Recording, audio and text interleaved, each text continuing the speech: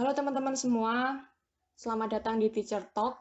Teacher Talk adalah salah satu segmen dari Teacher Academy Indonesia. Nah, di sini kita akan ngobrol santai bersama praktisi dan akademisi yang fokus di bidang pendidikan.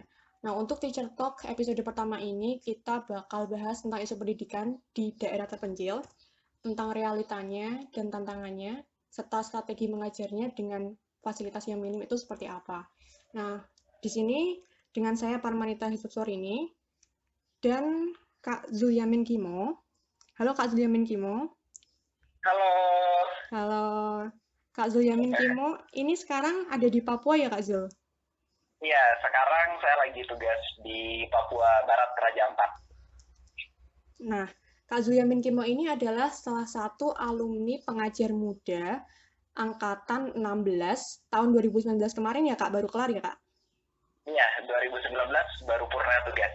Ya, dan juga salah satu aktivis penggerak literasi dan pendidikan di daerah terpencil. Dan juga Kak Zul ini punya podcast Sudut Negeri kalau kalian kepo tentang gimana sih realita di daerah terpencil itu, nanti kalian bisa kepoin podcastnya Kak Zul sudutnegeri.id. Ya enggak Kak Zul? Iya benar Iya. sekali. Iya. Nah, ini Kak Zul langsung dari Papua. Nah, di Papua ini ngapain Kak Zul di sana? Ya jadi saya di Papua di Raja Ampat ini saya dari bulan Desember sampai sekarang itu ditugaskan untuk mendampingi sekolah dan juga untuk melaksanakan pelatihan untuk guru-guru di sekolah di sini di Raja Ampat kayak gitu. Jadi Mm-mm. proyeknya itu selama sudah mau hampir 7 bulan ini Mm-mm. pendampingan sekolah di sini untuk peningkatan literasi anak-anak kayak gitu. Oke. Itu program dari Jadi, mana Kak? jadi itu program dari Yayasan Taman Bacaan Pelangi. Jadi Taman Bacaan Pelangi itu sebuah yayasan yang bergerak di bidang pendidikan, khususnya fokusnya itu dia di peningkatan minat baca anak-anak di Indonesia Timur. Jadi per hari ini, per tahun 2020 ini, kita sudah bermitra dengan 131 sekolah yang di mana di sekolah tersebut itu kita support untuk pembangunan atau ya pembangunan perpustakaannya dan juga pelatihan untuk guru-gurunya bagaimana mengelola perpustakaan dengan baik kayak gitu.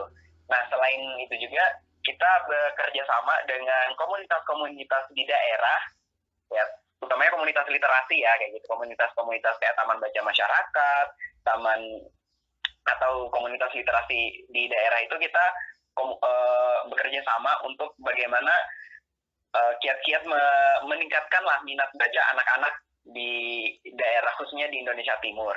Jadi daerahnya itu ada mulai dari NTB sampai di Papua. Berarti pindah-pindah dong Kak Zul. Iya benar sekali. Oh, asik banget. Jadi biasanya setelah project Bacaan Pelangi itu kita sudah ada 18 pulau yang tersebar di wilayah Indonesia Timur. Jadi memang fokusnya di Indonesia Timur. Wah, keren banget Kayak ya. gitu. Berarti di sana sekarang masih punya tugas buat literasi di daerah terpencil dan juga apa namanya? Ini gara-gara corona akhirnya stay di sana. Nah, kira-kira pas corona ini eh di sana apa namanya untuk menggerakkan literasinya itu kayak gimana Kak Zul? Apakah mengalami kendala atau gimana? Iya, ya. Nah, memang selama masa pandemi ini, jadi ada beberapa inisiatif yang muncul, tapi ada juga beberapa program atau kegiatan yang harusnya bisa kami laksanakan, tapi akhirnya dipending dulu kayak gitu. Nah, mungkin saya mulai dari program yang dipending dulu ya. Jadi harusnya kita tuh bersama teman-teman di komunitas di Raja Ampat ini, komunitas literasi, harus ada kunjungan ke pulau kayak gitu. Nama daerahnya itu di distrik Lopintol, desa Lopintol, distrik Teluk Maya Lipit di Raja Ampat, Papua Barat. Nah, harusnya ada kunjungan ke sana. Biasa kan setiap dalam satu bulan itu bersama teman-teman komunitas di Raja Ampat ini kayak ada kunjungan gitu ke daerah-daerah pulau-pulau itu, ke desa binaan lah kayak gitu. Nah tapi karena terkendala dengan ya pada saat corona ini kan kita di pandemi ini untuk jaga jarak, kemudian dianjurkan untuk tidak beraktivitas dengan berkerumun gitu. Nah, mempertimbangkan hal itu juga, dan kemarin juga kan di Raja Ampat ini sempat ada peningkatan kasus positif kayak gitu. Jadi memang cukup was-was sih. Jadi kita pending dulu kegiatan itu. Tapi di sisi lain ada juga ini inisiatif yang muncul. Nah, yang pertama itu karena dampingan kita adalah sekolah-sekolah SD yang dimana di perpustakaannya itu mereka ada buku-buku cerita anak kayak gitu. Jadi memang di Taman Bacaan Pelangi itu buku-buku yang tersedia itu adalah buku-buku cerita anak. Ya, bukan buku yang buku pelajaran, tapi lebih kepada cerita-cerita anak, karena kan tujuannya untuk meningkatkan menarik minat baca anak kayak gitu. Nah, dari situ bersama pustakawati yang ada di sekolah, pustakawatinya ini kita keliling kayak gitu. Jadi keliling ke rumah-rumah siswa yang bisa kita jangkau, kita kasih buku bacaan. Biasanya kan mereka anak-anak membaca di sekolah, tapi karena situasi pandemi ini, maka anak-anak itu membaca buku dengan bukunya itu kita kasih pinjamkan ke rumah-rumah kayak gitu. Dan tentunya dengan tetap menerapkan protokol kesehatan kayak gitu. Jadi tidak ada berkerumun gitu, tapi kita memberikan bukunya itu kepada kita datangi siswanya, rumah siswanya kayak gitu. Itu di Raja Ampat. Kemudian ada juga di Atambua juga dilaksanakan oleh pustakawatinya seperti itu. Pun di daerah Sumba, di sekolah-sekolah mitra kami juga tetap dilaksanakan seperti itu. Bahkan di Flores, di ND itu kepala sekolahnya yang turun langsung. Kepala sekolah turun langsung buat ngajar di rumah-rumah atau gimana, Pak? Bukan ngajar, jadi kayak membagikan buku, memberikan buku gitu, buku-buku bacaan anak. Oke. Sebenarnya itu sih yang yang selain kita kepo tentang apa sih realita pendidikan yang ada di daerah 3T, itu kita juga kepo. Kira-kira pandemi saat ini itu pembelajaran di daerah 3T yang yang sinyal aja mungkin masih susah dan juga teknologi dan fasilitas kurang mendukung. Nah, itu kita bertanya-tanya kira-kira gimana sih gitu loh pembelajarannya ada di sana. Nah, tapi sebelum kita masuk ke sana, kita itu dulu Kak Zul. Nah, Kak Zul ini kan dari Indonesia Mengajar ya. Nah, itu awal mula bisa mengikuti program Indonesia Mengajar itu gimana Kak Zul? Nah, jadi sebenarnya kan sejak kuliah itu saya sudah tertarik ya dengan bidang volunteering gitu, khususnya di bidang pendidikan. Kayak ikut kelas inspirasi, kemudian 1000 guru, dan komunitas-komunitas yang ada yang intinya fokus di pendidikan. Nah, untuk pengajar muda ini memang justru itu saya baru tahunya itu di akhir-akhir. Maksudnya bahkan udah selesai kuliah kayak gitu. Pas udah selesai kuliah itu baru tahu pengajar muda. Kalau Indonesia Mengajar tahunya sudah lama. Tapi kalau pengajar muda, program pengajar muda ini itu baru tahu pada saat udah selesai kuliah kayak gitu. Nah, singkatnya ya karena ada pembukaan terus ya udah kayak karena memang bahkan kayak dari kuliah pun sudah tertarik di bidang volunteering, kemudian di bidang pendidikan, apalagi background saya kan sebelumnya pas kuliah itu juga jurusan pendidikan kayak gitu. Jadi ketika ada pendaftaran Indonesia Mengajar, wah menarik ya, maksudnya kayak ini kesempatan bagus untuk saya bisa lebih mengenal lagi kayak daerah-daerah luar gitu, selain di daerah saya. Oke. ataupun di Jawa yang biasa kan kegiatan-kegiatan volunteering itu kita lakukan di Jawa, maksudnya di daerah di pulau sekitar lah kayak gitu. Nah, Iya. Indonesia Mengajar ini kan dia cakupannya sangat luas ya, cakupannya wilayah sangat luas gitu, jadi sangat memungkinkan untuk ibaratnya kayak kita bisa ekspansi nih, Iya. apa namanya, merasakan pengalaman di daerah lain kayak gitu. Nah, jadi daftarlah, dan itu pertama kali daftar Indonesia Mengajar, akhirnya ini sih alhamdulillahnya keterima kayak gitu. Oke. Nah, jadi memang selain itu juga kayak di latar belakangi, karena memang tadi selain dunia volunteering juga, sebenarnya saya itu juga pada saat SD sampai SMA juga tinggalnya di daerah terpencil kayak gitu. Gimana Kak Zul? Ada pemasuk. Saya aslinya dari Pulau Buton, Sulawesi Tenggara. Buton. Di kotanya atau di desanya? Saya di desa. Jauh dari kota. Kalau dari kota tuh sekitar 2 jaman gitu, nyebrang laut lagi. Sumpah? Iya, nyebrang laut lagi. Jadi memang untuk ke kota aja kita harus nyebrang laut kayak gitu. Waduh. Itu di daerah saya, makanya setelah bukan membandingkan ya, tapi ketika saya ada kesempatan, alhamdulillah ada kesempatan untuk sekolah di Jawa kayak gitu dengan segala fasilitas yang luar biasa kayak gitu, penunjang pendidikan yang sangat-sangat support banget gitu untuk kita bisa belajar, untuk pokoknya kayak di Jawa tuh semuanya bagus banget gitu. Jadi itu sih yang melatar belakangi juga kenapa pengen banget terlibat di dunia pendidikan, khususnya di daerah-daerah terpencil kayak gitu. Oke. Nah, untuk kemarin itu Kak Zul pas menjadi relawan Indonesia Mengajar, Kak Zul ditempatkan di daerah mana, Kak? Kalimantan. Kalimantan, tepatnya? Di Kabupaten Hulu Sungai Selatan, di Kalimantan Selatan. Nah, jadi sekolahnya itu di Desa Baru, namanya Desa Baru, SDN Baru di Kecamatan Daha Barat, Kabupaten Hulu Sungai Selatan, Provinsi Kalimantan Selatan. Nah, itu dengan dibanding dengan desanya Kak Zul, kira-kira lebih lebih terpencil mana, Kak?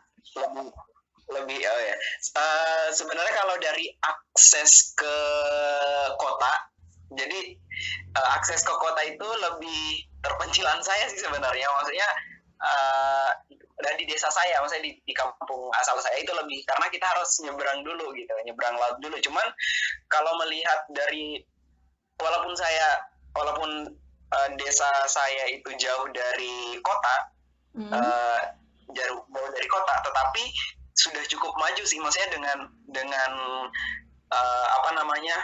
banyaknya juga orang-orang yang sudah, maksudnya gimana ya, nggak bahasainnya, baik dari infrastruktur maupun SDM-nya, menurut saya di tempat saya masih cukup lumayan lah kayak gitu, dibandingkan di penempatan saya di Kalimantan ini kayak gitu. Nah, walaupun dia jaraknya dekat sama kota kayak gitu. Nah, itu bagaimana pas Kak Zul itu pertama kali datang ke Kalimantan untuk menjadi relawan di situ, sedangkan background Kak Zul itu dari Sulawesi. Nah, itu gimana sih Kak cara adaptasinya dengan budaya dan sosial yang berbeda seperti itu? Iya, benar. Nah, ini menarik banget ya. Jadi memang yang harus kita siapkan dulu itu, selain keberanian, kita juga harus mendaftar Indonesia Mengajar ini memang harus siap perubahan kayak gitu, siap beradaptasi, dan selalu memposisikan diri itu ibaratnya kayak gelas kosong gitu sih.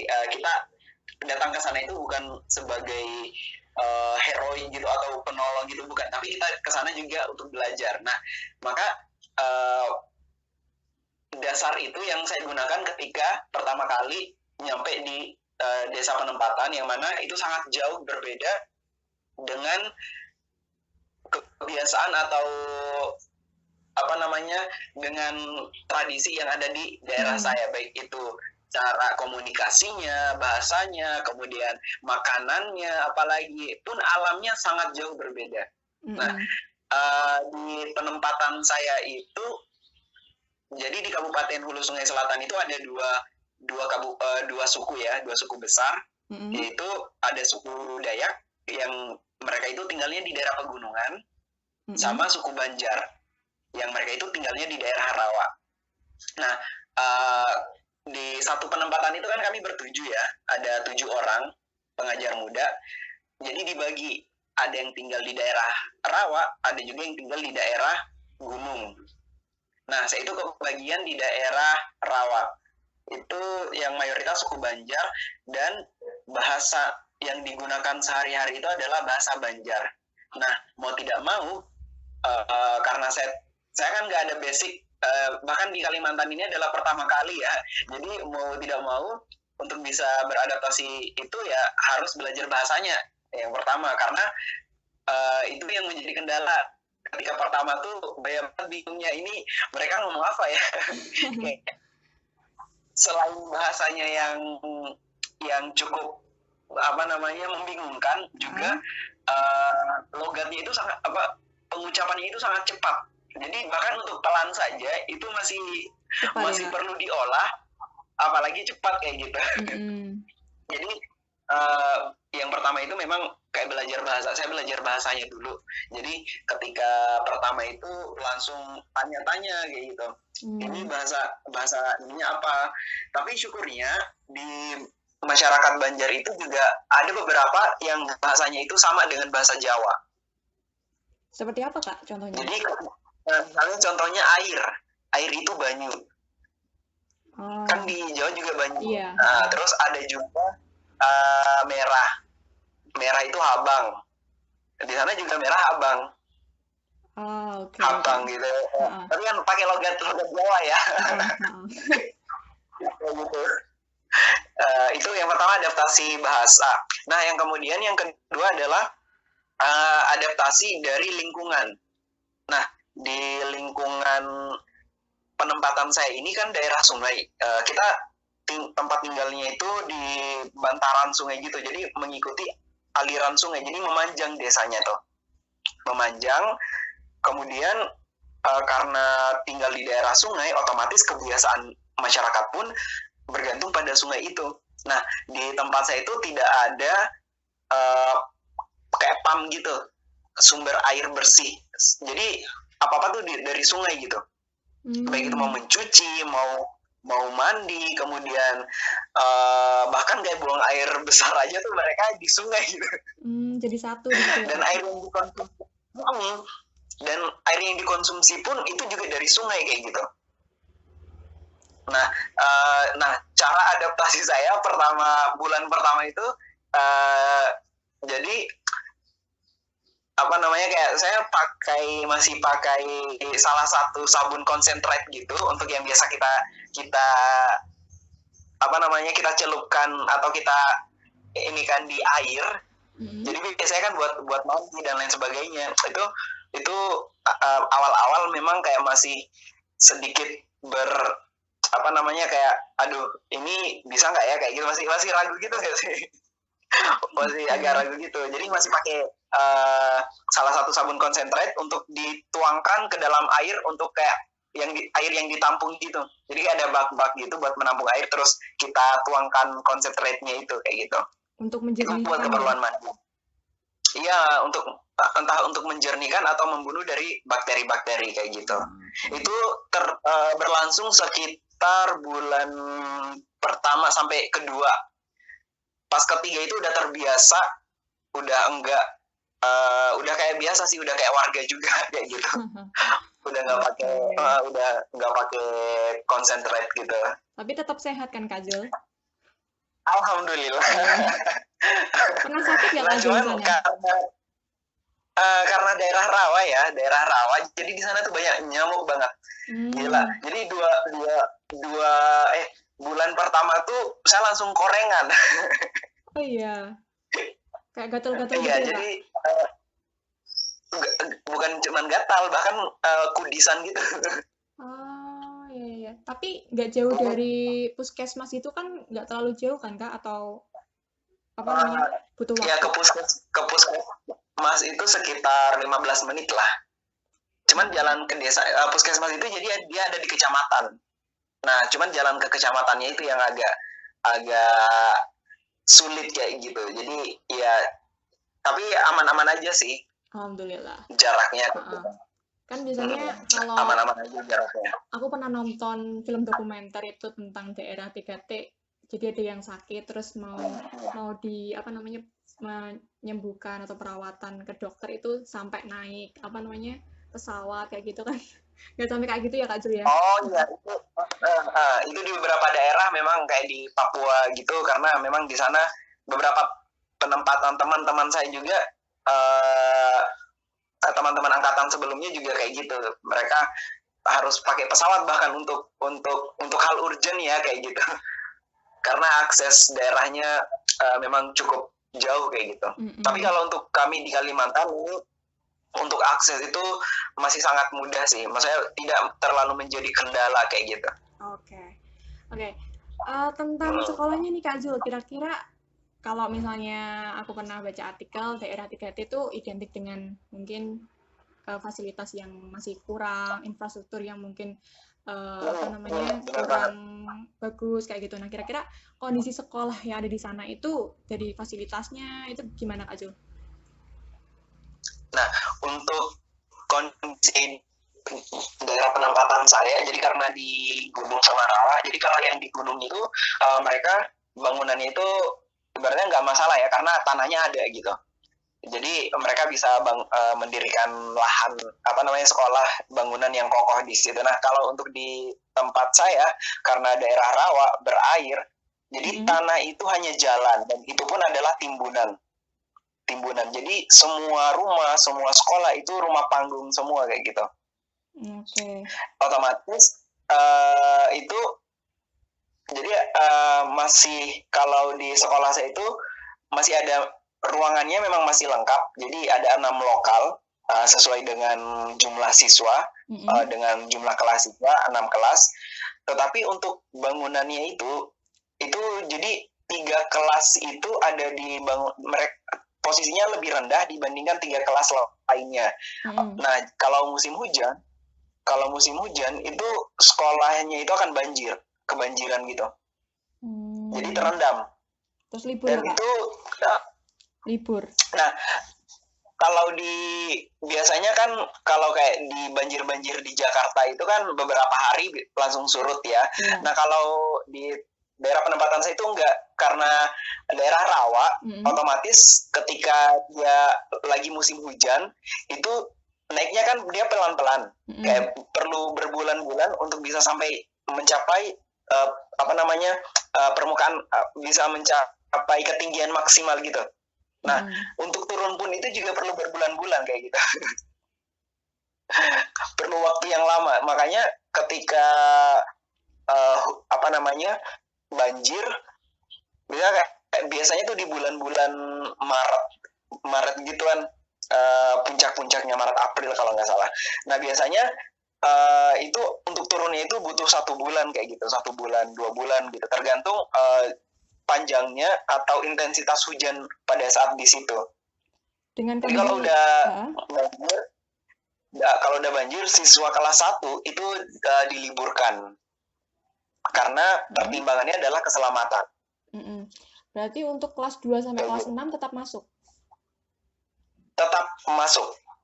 Oke, tapi kan itu untuk yang bentuknya panggung ya Kak Zul ya? 3 kelas lainnya. Iya, bentuknya panggung. Berarti tetap kalau masuk ke dalam kelas kan berarti nggak kebanjiran kan?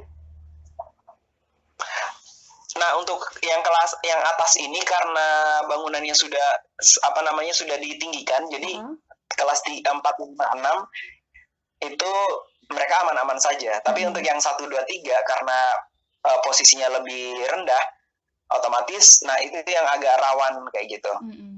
Dan selain itu rawannya juga adalah karena di daerah rawa itu kan di bawah-bawahnya itu kan rumput-rumput semua ya. Jadi di belakang rumah, di depan rumah itu rumput semua. rumput yang ada airnya.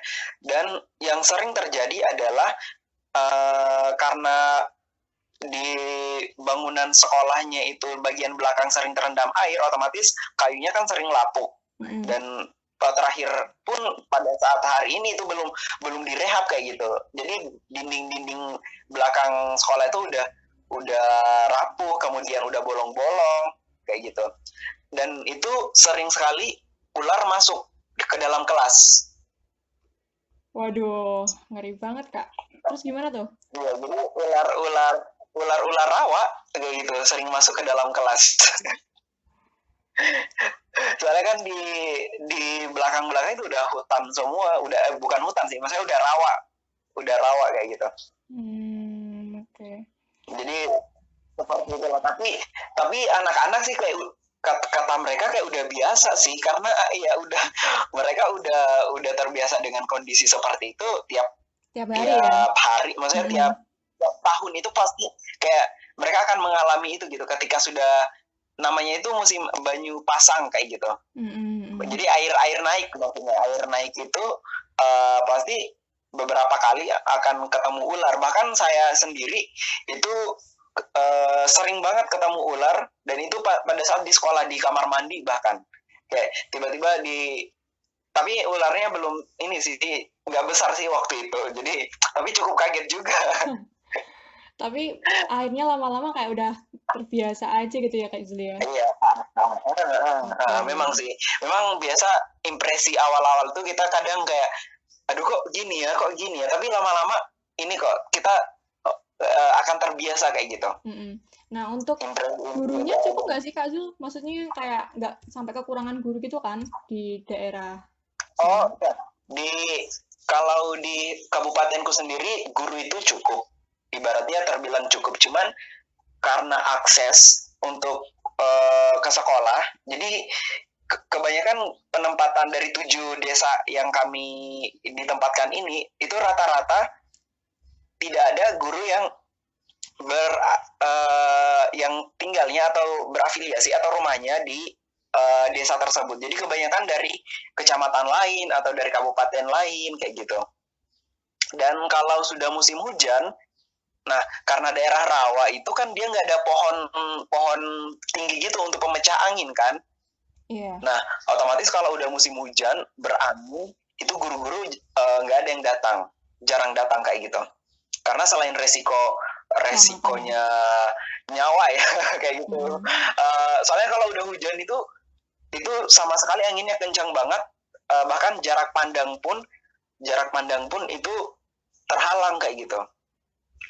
Jarak pandang terhalang. Jadi akhirnya ya guru-guru nggak ada yang, kadang jarang ada yang hadir kayak gitu.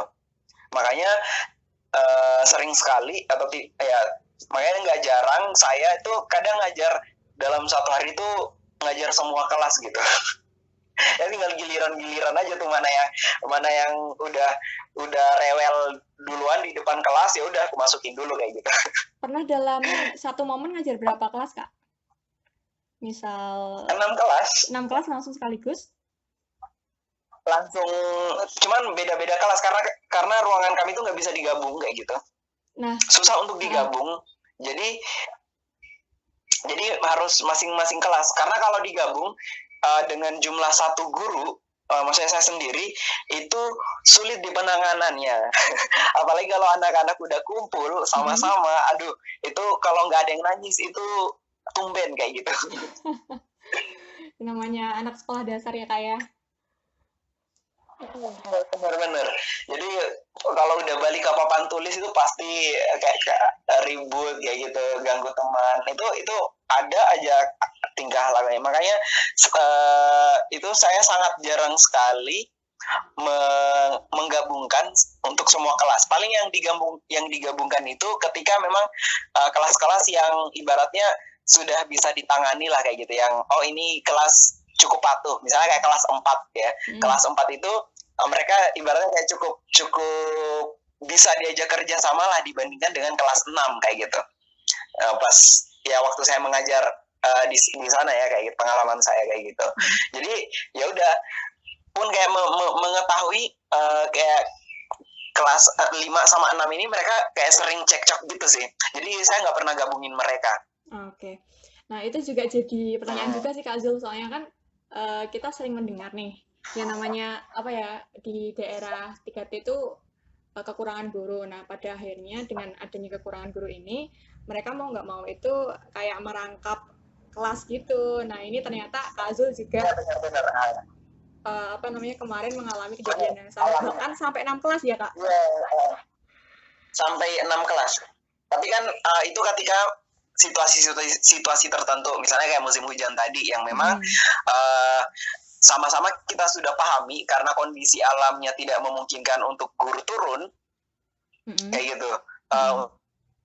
Jadi akhirnya daripada pulang kosongan, ya minimal anak-anak ada yang didapat pada hari itu kayak gitu.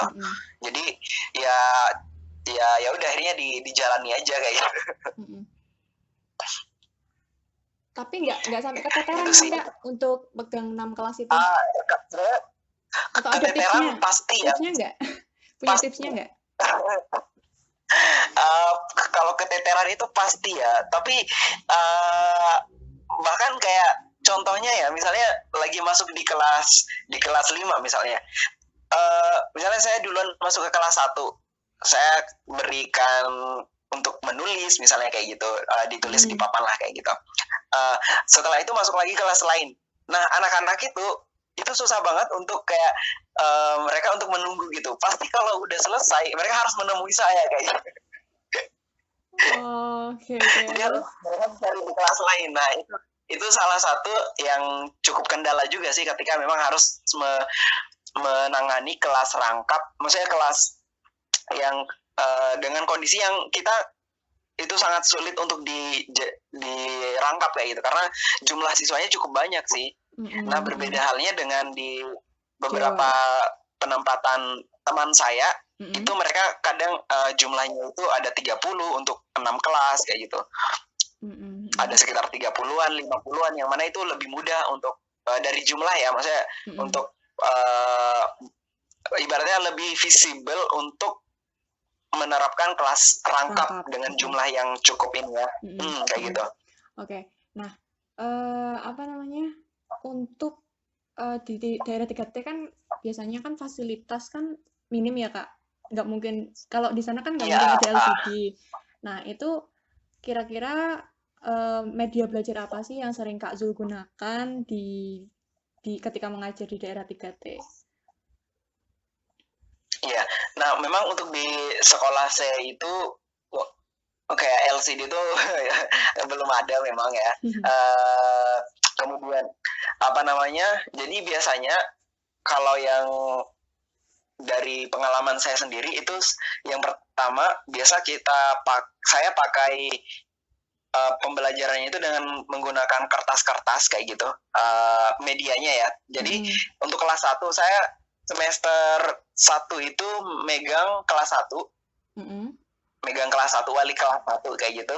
Nah, untuk semester 2-nya itu guru penjaskes kayak gitu. Nah, untuk yang pada saat kelas 1 itu lebih banyak penggunaan kertas-kertas ya yang ibaratnya anak-anak itu bisa bergerak gitu.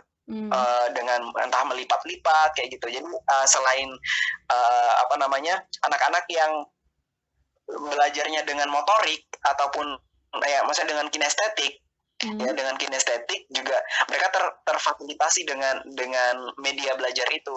Jadi menggunakan tas origami ya, misalnya kayak huruf-huruf ketika pengenalan abjad itu saya tidak tulis di papan, tapi saya tulis di kertas warna-warni. Habis itu saya bagikan kepada anak-anak. Nah, ketika saya menyebutkan huruf, nanti anak yang pegang itu akan berdiri kayak gitu. Jadi ya sambil dengan apa namanya dengan menggunakan metode-metode apa namanya kayak beri tepuk-tepuk ya. Dengan energizer atau istilahnya kita sebut energizer ya atau ice mungkin bukan ya atau games kayak gitu energizer sama nyanyi kayak gitu. Itu sih yang lebih sering saya terapkan di kelas 1. Nah, untuk yang di kelas yang kelas atas ketika penjaskes itu kita kebanyakan ini pakai ke outdoor learning gitu, jadi pembelajaran di luar kelas.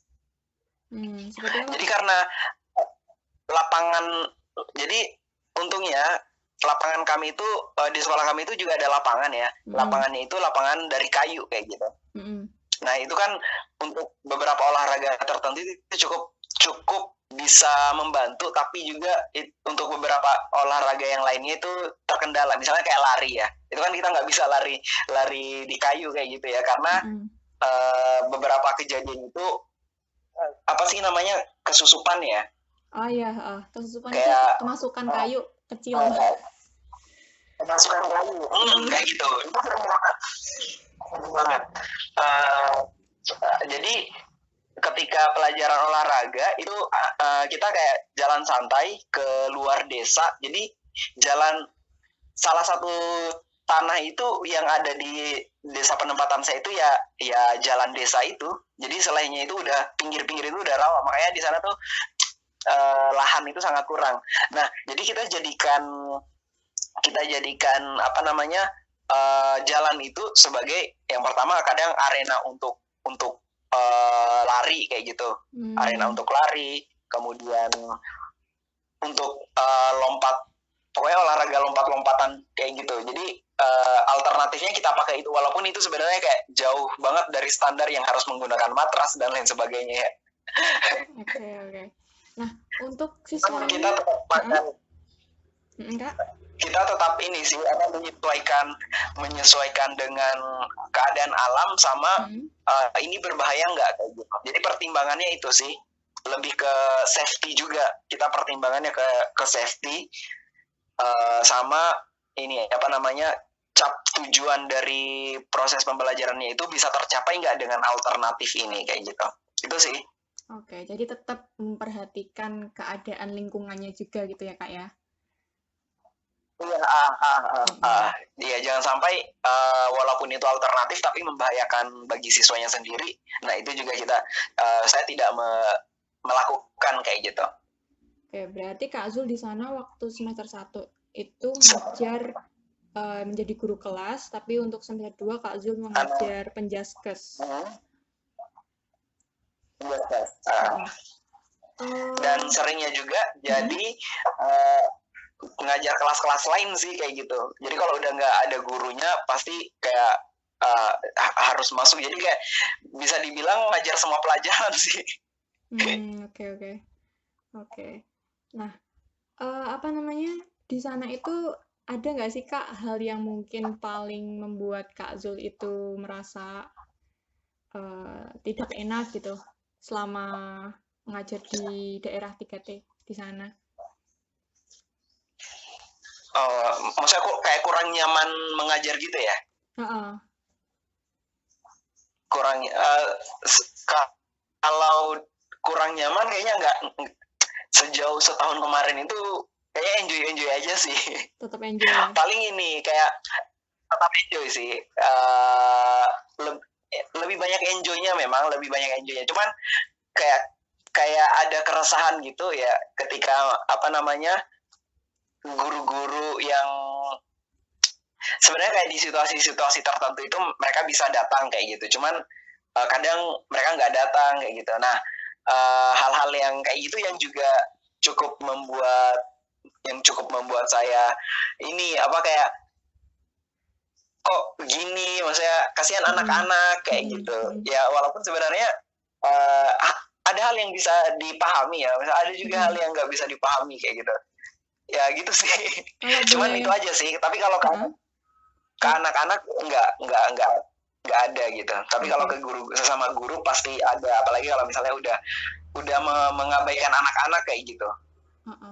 Nah Kak, itu guru-guru yang mungkin meninggalkan kelas itu apakah guru yang apa namanya ASN atau tidak Kak? Nah, lebih banyak itu yang memang yang honorer sih. Jadi memang kadang di satu sisi kita juga memahami akan kebutuhan hidupnya, tapi di sisi lain anak-anak itu jadi korban loh. Maksudnya anak-anak datang ke sekolah, mereka nggak dapat apa-apa kayak gitu. Cuman ya maksudnya kayak menghabiskan waktu bermain kayak gitu. Itu sih. Jadi apalagi ketika di guru-guru honor itu misalnya kayak kegiatan pemilu ya. Nah, pasti itu mereka akan banyak berpartisipasi entah itu sebagai KPPS atau apapun yang mana mendekati hari H itu kan otomatis beban kerjanya mereka lebih berat ya di petugas itu, jadi petugas itu. Nah, dan ya anak-anak itu sering jadi korbannya kayak gitu. Maksudnya sering terabaikan kayak gitu, sering ditinggal. Oke. Itu realita yang masih. Nah, tapi untungnya ini juga sih setelah setahun di sana, pas udah dekat-dekat mau balik, jadi pemerintah itu juga sudah ada semacam kebijakan untuk memperhatikan kesejahteraan guru kayak gitu. Sebenarnya ininya kuncinya itu di kesejahteraan guru memang sih. Oke. Nah, untuk apa namanya hal yang paling berkesan selama mengajar di sana itu apa, Kak? Waduh, banyak banget itu. Yang paling banget gitu. Yang paling banget ya, yang paling berkesan banget itu ketika saya di penempatan. Nah, jadi sebelumnya dibandingkan 7 teman saya yang lainnya, saya itu bisa dibilang dan sering dibilang sama teman-teman itu adalah pengajar muda yang paling betah di desa. Nah, memang banyak banget hal yang berkesan. Yang pertama mungkin yang paling itu adalah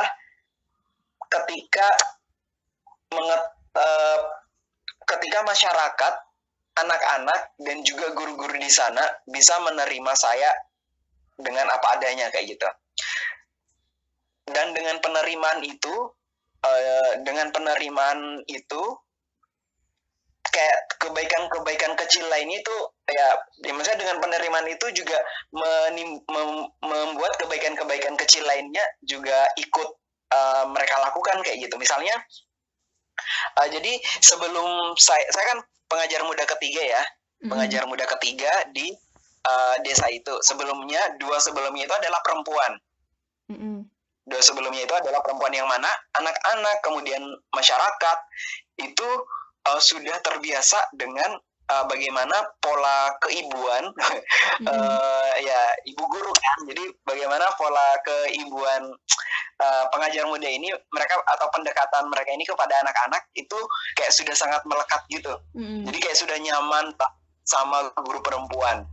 Nah, ketika mereka tahu yang akan datang adalah guru laki-laki, nah itu skeptis, kemudian kayak aduh, bahkan kayak ada isu-isu akan diganti kayak gitu warga desa untuk menukar kayak gitu. Nah, ternyata seiring berjalannya waktu ternyata penerima ibaratnya kayak akhirnya mereka bisa menerima gitu. Bisa menerima dan bahkan kayak justru penerimaan mereka itu berujung pada kebaikan lainnya. Misalnya kayak sering banget saya dibawain makanan kayak gitu, sering banget anak-anak mereka untuk menemani saya nginep di sekolah kayak gitu. Dan sering banget juga ketika mereka dari kebun, hasil kebunnya itu mereka kasih ke saya. Dan hal-hal kayak gitu tuh bikin ini sih kayak baper. Sebegitunya ya kayak gitulah. Begitunya ya orang-orang desa sini kayak memperhatikan kita bahkan kayak masalah-masalah pribadi pun tuh diceritain kayak gitu loh. Kalau udah percaya saking iya kayak gitu. Makanya kayak setahun kemarin itu benar-benar bersyukur banget bisa ditempatkan di desa baru karena masyarakatnya yang ternyata sangat welcome. Ya, jadi di awal-awal memang ada isu-isu kayak gitu ya. Yang namanya juga ini ya pertama gitu, babat alas untuk laki-laki gitu. Jadi mereka belum punya gambaran kayak mungkin kayak lebih khawatir anak-anak gadis mereka kayak mana kayak gitu, padahal kan nggak sampai sebetulnya gitu. Oke. Nah, oke Kak, kembali ke itu lagi sih yang tadi di awal kan Kak Azul sekarang kan sedang ada di Papua untuk menjalankan misi kerelawanan untuk menggerakkan literasi yang ada di sana. Nah, untuk itu kita juga kepo sih Kak sebenarnya. Kira-kira di tengah pandemi kayak gini, itu kira-kira pendidikan pembelajaran yang ada di sana itu kayak gimana ya Kak sistem pembelajarannya? Iya, iya, benar sekali Kak. Nah, jadi ini pertanyaan menarik ya, terkait dengan kondisi pembelajaran online ya salah satunya kayak gitu. Nah, jadi memang di daerah penempatan saya saat ini, tugas di Raja Ampat ini, ketika pembelajaran online itu memang tidak semua bisa melaksanakan. Nah, salah satu kendalanya adalah ketersediaan jaringan tadi ya. Misalnya kayak di SDK, SD YPK Warsambin. Nah, di mana jarak dari kota itu, jarak tempuhnya itu sekitar 1,5 jam. Nah, di sana itu memang tidak ada jaringan, tidak ada bahkan kayak listrik pun itu juga susah kayak gitu. Nah, terakhir komunikasi sama kepala sekolahnya itu, beliau memang untuk pembelajaran online sangat tidak, ibaratnya kayak tidak bisa berjalan ya karena kendala-kendala tadi. Nah, tapi untuk di daerah-daerah kota, misalnya kayak di Waisai, di kota Waisai, ibu kota Raja Ampat itu, memang untuk guru-guru yang sudah ada alat komunikasi ataupun orang tua yang juga sudah bisa menggunakan WA dan lain sebagainya macamnya yang disupport oleh yang bisa support untuk belajar online itu, mereka tetap menggunakan online sih kayak gitu. Kayak cuman paling tugasnya, jadi anak-anak itu sebelum pada saat libur dulu itu dikasih buku kayak gitu, dikasih buku paket kayak gitu untuk dibawa pulang. Terus nanti setiap wali kelas itu akan memantau proses pembelajarannya lewat WA. Nah, untuk yang tidak bisa diakses itu yang tidak bisa dijangkau dengan menggunakan internet ataupun WA group, ya salah satunya menggunakan ini door to door gitu. Datang langsung ke rumahnya berarti ya Kak ya? Iya, beberapa guru ada yang seperti itu. Perjuangan banget ya Kak. Jadi memang tetap pembelajaran itu walaupun memang sangat-sangat ibaratnya bisa dibilang kurang efektif ya dibandingkan dengan tatap muka. Apalagi kan ini ibaratnya kayak kejadiannya sangat di luar prediksi dan banyak kan proses-proses pembelajaran kan yang belum disiapkan kayak gitu. Jadi mau nggak mau guru-guru juga harus beradaptasi dengan sangat cepat kayak gitu. Nah, makanya itu sih salah satu kendala yang ada di sini kayak gitu.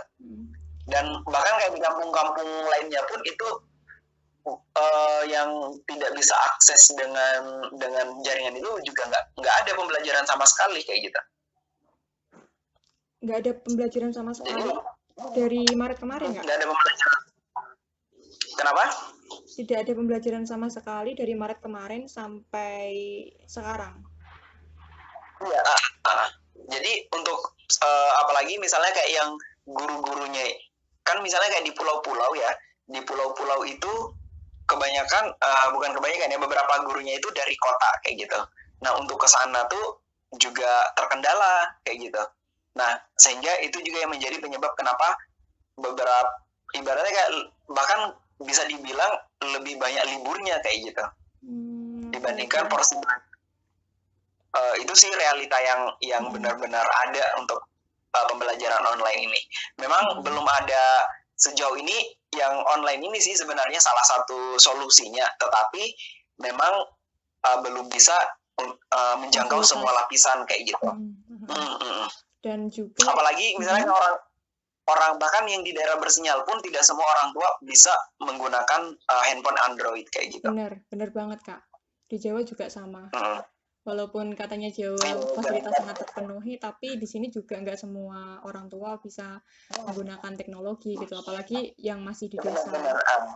Kayak gitu. Jangankan ini ya, orang tua kayak guru aja pun itu masih kayak sulit banget untuk memanfaatkan fasilitas itu. Kayak HP Android dan sebagainya. Bener. Tapi ada sisi positifnya juga sih Kak. Pada akhirnya kita mau nggak mau Benar-benar. menuntut diri buat bisa apa ya, bisa menguasai teknologi kayak gitu.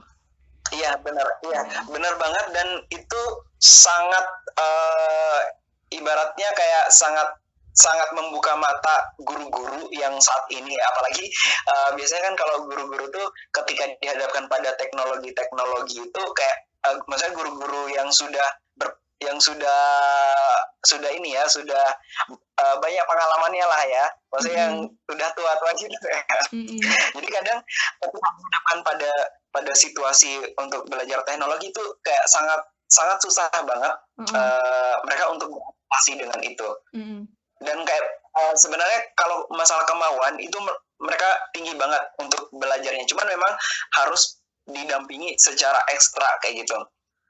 Nah, hal ini juga saya temukan pada saat pelatihan ini literasi cloud. Jadi kayak penggunaan digital literasi itu untuk akses buku-buku lewat digital. Nah, itu kita benar-benar perlu pendampingan khusus untuk memahamkan bagaimana guru-guru ini cara menggunakan handphone Android untuk proses belajar mengajar kayak gitulah. Oke. Itu salah satu kendala juga sih. Oke, Kak Zul. Nah, ini kita udah hampir 1 jam, Kak Zul. Siap. Jadi udah hampir ke penutup teacher talk kita. Nah, untuk itu ada pesan nggak, Kak Zul, buat guru-guru di Indonesia? Oke. Sebenarnya ini mungkin juga untuk saya pribadi ya, maksudnya untuk sebagai pengingat pribadi juga, untuk guru-guru di seluruh Indonesia untuk tetap semangat, karena guru itu adalah kayak peran guru itu sangat penting untuk bagaimana bisa memanusiakan manusia, untuk bisa benar-benar membentuk seseorang menjadi ibaratnya orang yang bisa lebih bermanfaat lagi kayak gitu. Dan untuk tetap semangat, tetap sabar, menjalankan amanah untuk menjalankan amanah ini ya, terutama mendidik anak-anak, yang mana mendidik itu adalah tugas yang paling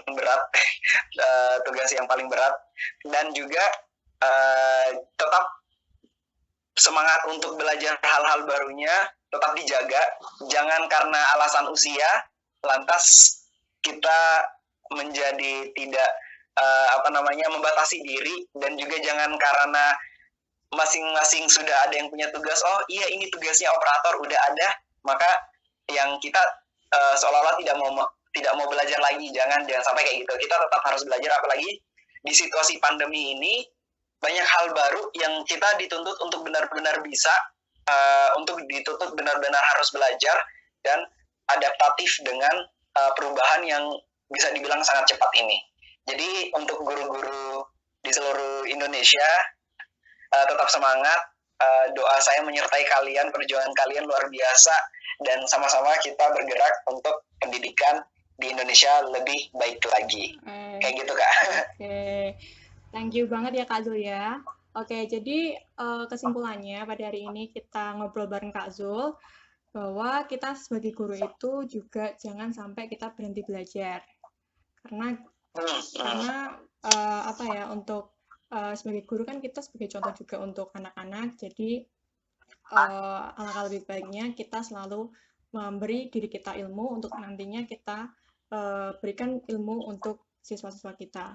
Nah, juga kesimpulannya dari bincang-bincang tadi, bahwa Kak Zul itu adalah salah satu relawan Indonesia Mengajar. Nah, Indonesia Mengajar ini adalah salah satu program di mana nanti menempatkan pengajar muda di daerah terpencil 3T. Nah, Kak Zul ini kemarin ditempatkan di daerah Kalimantan.